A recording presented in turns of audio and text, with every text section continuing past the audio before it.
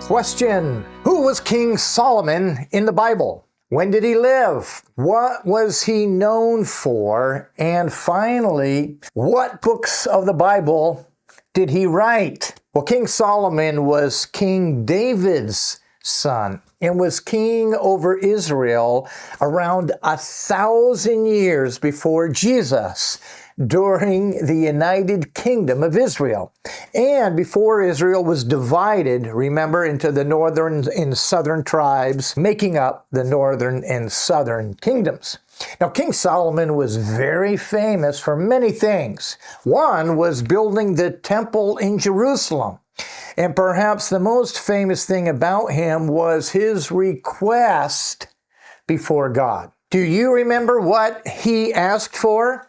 Well, in 1 Kings chapter 3, we read that Solomon loved the Lord, and so the Lord appeared to him during the night in a dream. And God said, "Ask for whatever you want me to give you." Now I'm going to read Solomon's response in verses 7 and following.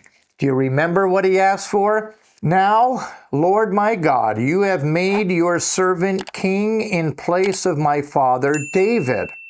But I'm only a child and do not know how to carry out my duties. Your servant is here among the people you have chosen, a great people, too numerous to count or number. So give your servant a discerning heart to govern your people and to distinguish between right and wrong. For who is able to govern this great people of yours?"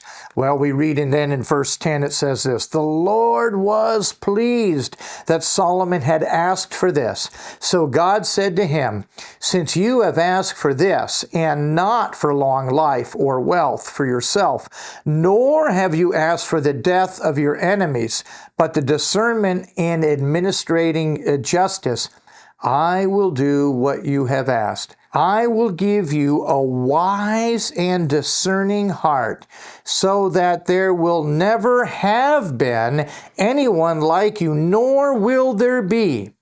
Moreover, I will give you what you have not asked for, both wealth and honor, so that in your lifetime you will have no equal among kings.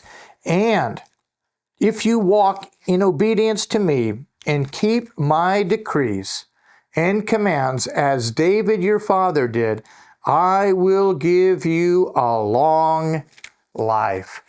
You know, Solomon was known for his great wealth and wisdom. And with divine wisdom, he wrote 3 books of the Bible: the Proverbs, the Song of Songs, sometimes called the Song of Solomon, and Ecclesiastes, which means the preacher. Now, Ecclesiastes has 2 great themes repeated over and over again that speak about our real lives in a real world that is both fleeting and corrupt, where often things do not work out the way that they should. In fact, the Proverbs, the book of Proverbs, explain the normal rules of life, and Ecclesiastes speaks to the many exceptions to life's rules, where too often wickedness and injustice goes unpunished and virtue unrewarded. Well, the world tries to minimize life's problems and the brokenness around us. Eastern religions view sin and suffering as an illusion, while our Western worldview tends to cite psychology and systematic structures, either societal or familial, as the source of our dysfunction. But the great thing about Jesus and the gospel is that they call us to look deeply at the world as it really is, both in its beauty and brokenness, and then to enter into that broken world with genuine, life-giving hope. A divine hope that goes well beyond human structures. King Solomon took human suffering the way Jesus did, very seriously.